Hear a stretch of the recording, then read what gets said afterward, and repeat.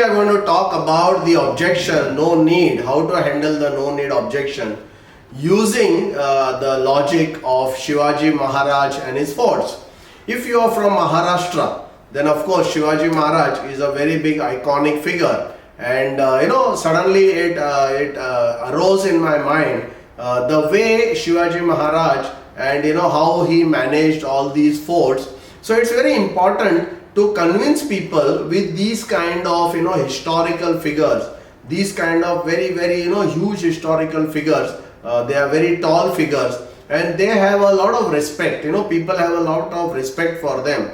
So when you bring in the third party influence, in trying to make people or convince people using these third party iconic figures, then generally it's not a dispute. It's not your word with the client's word. It's not your position versus the client's position. It gives a very different perspective, and therefore I really like this third party kind of references, which really helps us to break that that deadlock which happens between you and the customer.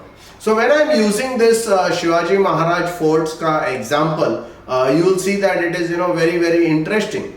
So what happens is, so we had Shivaji Maharaj, who was a Maharaja, and he won a lot of forts, he built a lot of forts, and after that, of course, after winning all the forts and also some of the forts he would have built, then he has to take care of those forts. So let's take an example of a Raigad. So one fort that is there is Raigad. There is another fort called Sindhudurg. And imagine if one of these forts has been captured by the Mughals who were there at his time, and say they have captured this one fort, and now Shivaji Maharaj has to go and he has to recapture it back. He has to get it back into his fort, because that's what belongs to him. So he prepares his army, he motivates his army, he creates a strategy, that is a guerrilla kind of strategy or various other strategies, so that he can actually be a better, be better at all the strategies that his enemy is using, and therefore he can win the fort. And therefore what happens is, I ask the customer, I said, Mr. Client, what do you think? That if Shivaji Maharaj, say he has 4 or 5 forts in his command, under his authority, and then he has to go and he has to either take back a fort, or he wants to win a fort from an opponent or from an enemy, then what does he need to do? That's a very important question. And that is why this important thing about Shivaji Maharaj will help you to put across the point of why life insurance is needed very beautifully. So this is a kind of a dialogue. So I will like to have a dialogue with basically the customer, and I will tell him, Mr. Client, I want to ask you a very simple question. You are telling me you don't need life insurance. Absolutely okay. Perfectly fine. I have no issues with that. But before we close the discussion, can I ask you a question? And he will say yes. So, sir, you have heard about Shivaji Maharaj. Of course, he would have. And he'll say, yes, I have heard. So suppose if Shivaji Maharaj had the control of 5 forts, and he had to go and win one more fort because that falls within his territory and his kingdom, and probably it would have been taken over by the enemy, or he wants to just get it for his strategic purpose of expansion of his kingdom. So when he has all these 4 or 5 forts under his command, and then he has to go and try to win that other fort. So sir, there is a very simple question that I would like to ask.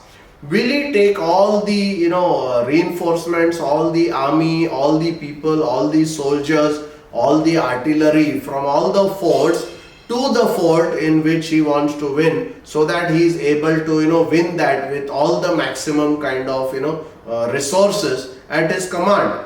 Would he leave the other forts open for attack from any other party? And of course the client would say, no, that would be foolish.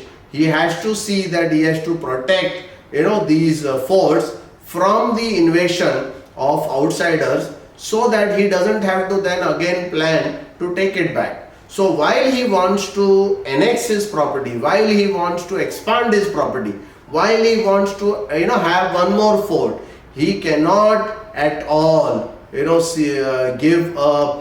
be very complacent about the forts that he has, and he has to see that the full 100% reinforcements are present in all those forts, and he has to take extra artillery, extra kind of ammunition and extra people to win over that fort. So what is this, why is he spending so much of money to secure those forts? Is because he doesn't want to lose them. Obviously, just winning a fort doesn't make sense.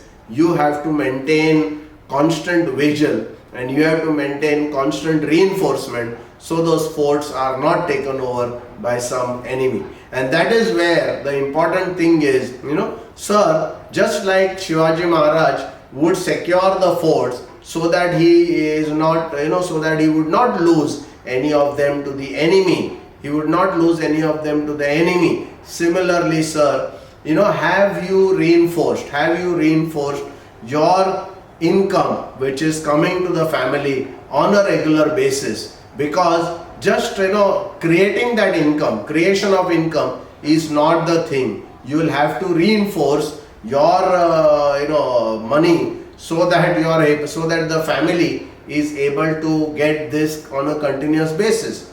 So therefore, life insurance is what, or maybe I could take the proposal and tell him, sir, by signing this, we are going to reinforce your family fort. The fort that you have created will ensure that there are enough reinforcement so that in case something unfortunately happens to you, the fort is secured, the family is secured, and they continue to maintain the same standard of living that they always had.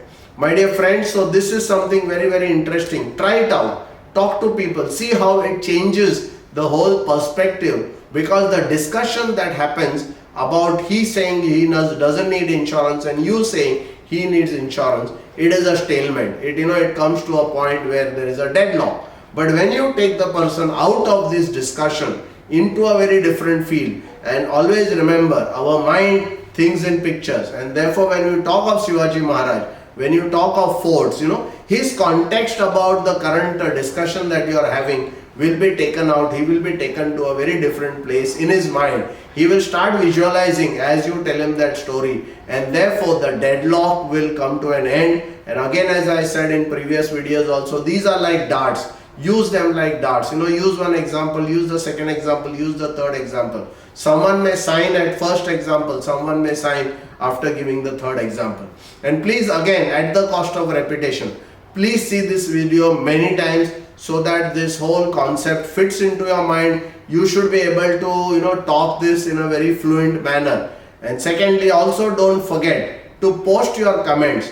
What are the objection handling ideas that you would like, or what are the objections that clients give to you? So if you put them down into the comment box, I will be able to give you very interesting ideas on that. And also, if you are able to use this example and get some closing with a customer, also please comment in the comment box and put your cases or a small example of your cases, how you closed using this particular example. I will be very happy to respond to you. Also, if you have any queries or questions, please put them in the comment box. I will be very happy to answer that. Thank you.